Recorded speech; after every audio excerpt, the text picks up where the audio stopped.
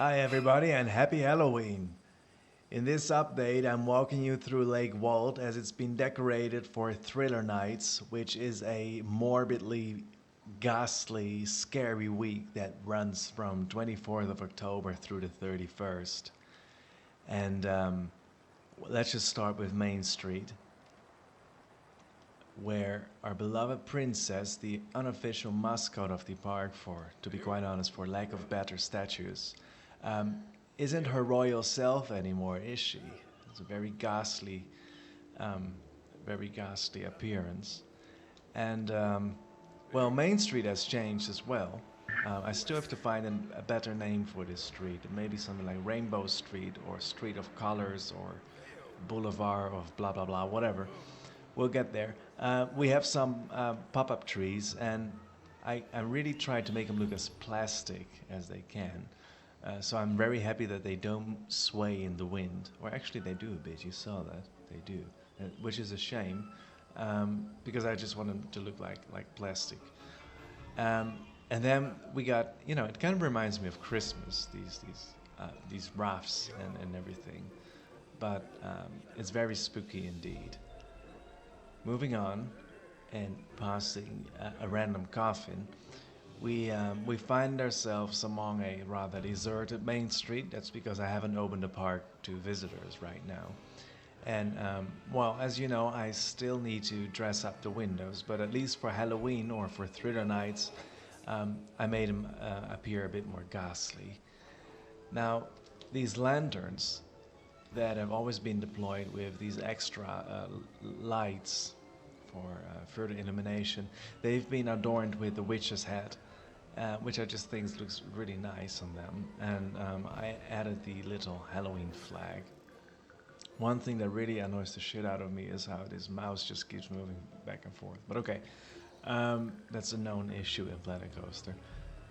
Now, rather than the normal soft illumination that you would see in this area, I've opted for spooky tones of purple, green, and blue, and it just really gives a very distorted view, to be honest. And I really like how it turned out.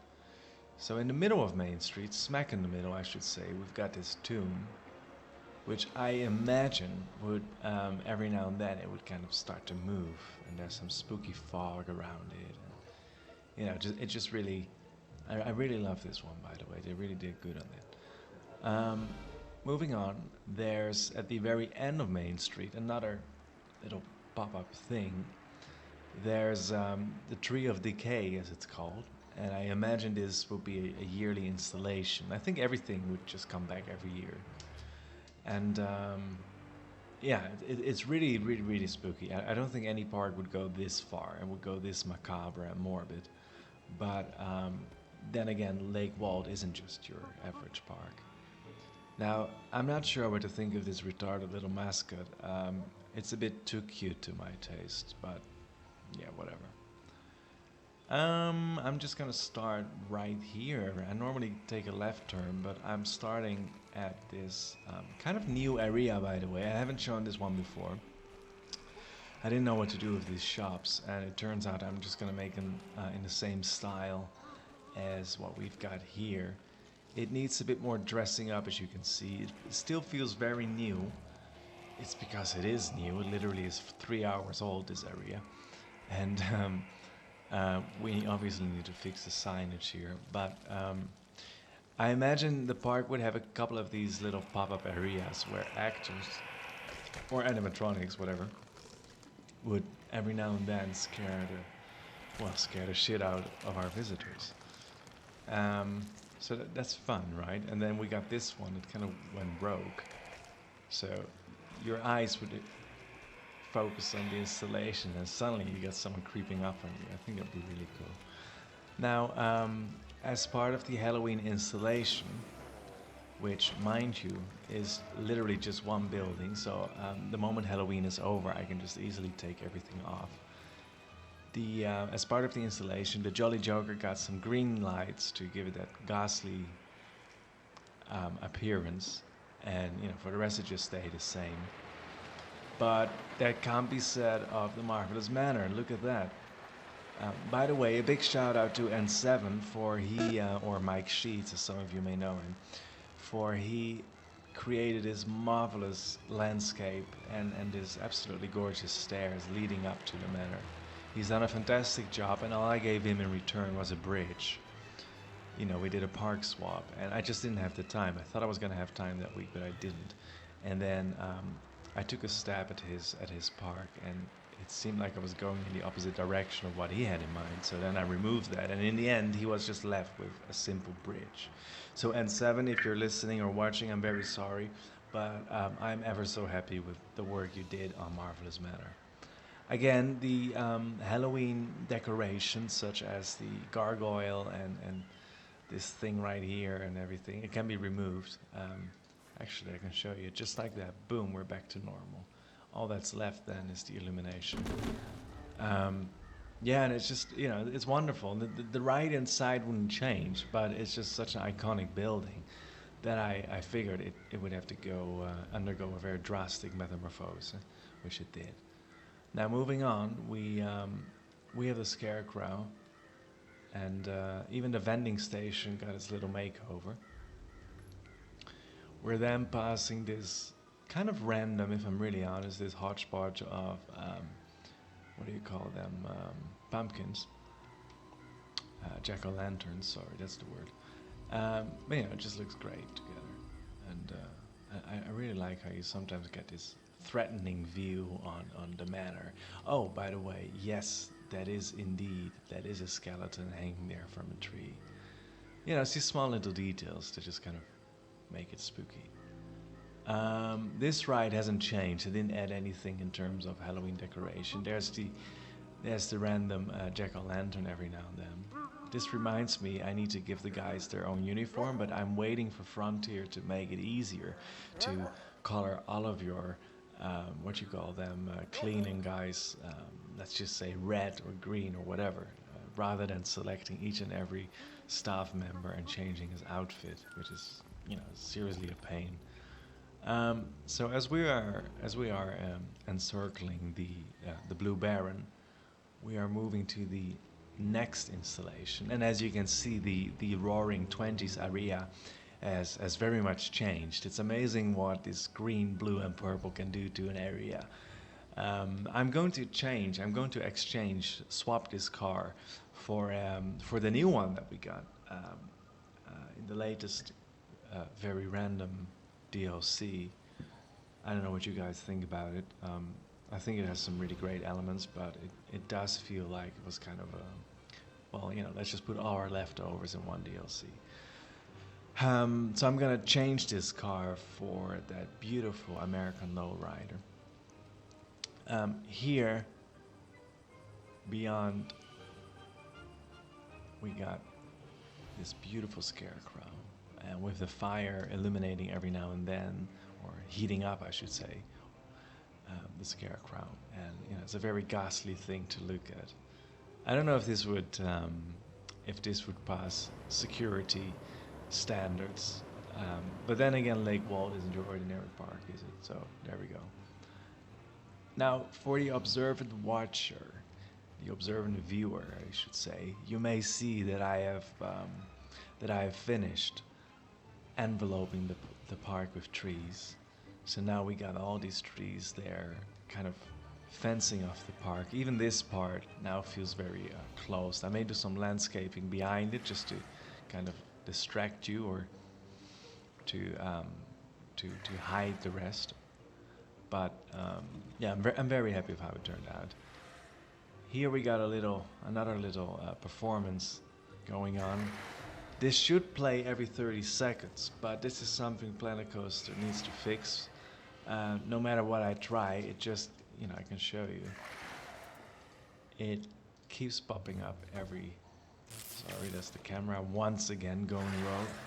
It keeps popping up just every second, as if it's not on a timer.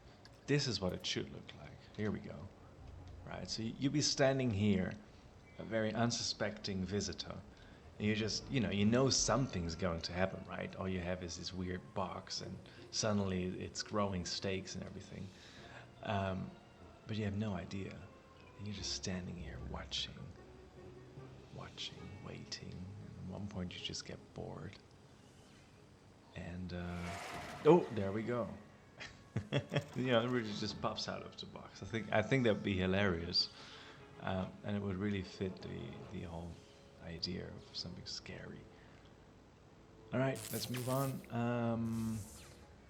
Random lanterns, random skeletons. Why not? It's Halloween, right? So we can just go crazy. This isn't Christmas. I really wonder what this park is going to look like with Christmas. I always felt that Halloween decoration, it kind of harks back to what we do with Christmas, right? There are the garlands and the rafts and the twinkling lights and the lanterns, but it's not quite the same, and you can't quite go overboard as you can with Christmas. Halloween in its scope is somehow limited. You can do a lot with illumination and skeletons and jack-o'-lanterns and orange burn and all that stuff, but but that's just about it.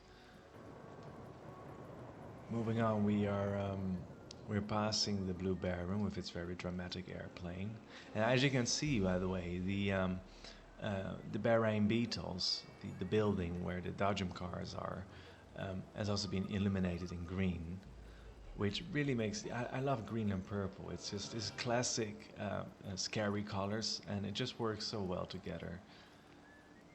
Now, where you would normally find a bandstand or maybe a meet and greet with a character, we've turned this into I don't know why I say we, it's just me.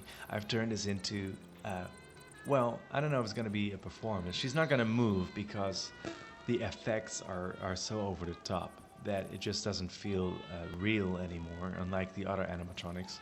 But what I like is how the bats are hanging down from the ceiling. And I think this is just, I could imagine people taking selfies here, and it's just a lot to see here. There he goes again, our favorite janitor, not doing anything, even though I just passed some litter on the other side. That's okay. Contract's up anyway. As you can see, there's a lot of illumination going on. Some of it is more subtle, and some of it is very much in your face. And then there's also this part right here where we added some gargoyles and some more illumination. And yeah, I think it's lovely how it turned out. All right. Let's see. Now the remaining area that I haven't shown you is yet another piece of craftsmanship from our beloved N7/Mike Sheets. He has redone this whole area. He in fact slaughtered my coaster and turned it into something very beautiful. I have yet to work on the lights, but it's just amazing what he has done with the coaster. It's so much more realistic. It's more fun. I like what he did with the queue and how it kind of echoes the station. It's just really clever. He's a clever guy, and of course this path, which is literally part of the queue, it actually works. It's just so clever how he did this. It's really beautiful. And then thanks to the new World DLC, we got this pack, and it's just gorgeous. What Mike has done here is nothing but gorgeous. Look how cleverly he disguised these stupid entrance stops. Right, they're still there, I think. Yeah, there they are. You can't tell, and it's just beautiful.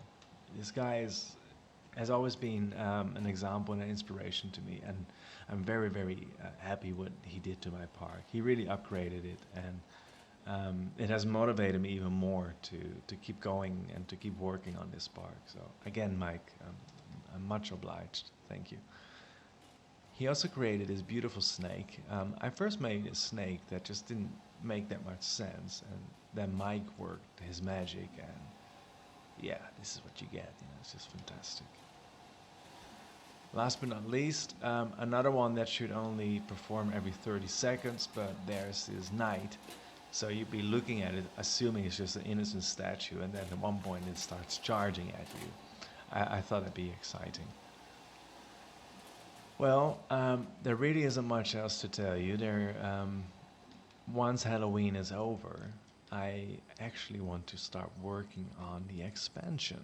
And I have a lot of ideas. One of them would be something like a toony, cartoony land with houses that would look slanted and out of shape and bent and everything. Thanks to the adventure pack walls, we can now rotate walls in every angle and direction. So I'm really looking forward to making something very creative there. It'll feature a kiddie coaster, and I just want to take it slow, just take it area by area, and just slowly work my way up. Thank you very much for watching, and stay tuned because on Wednesday I'll release the full Thriller Nights video.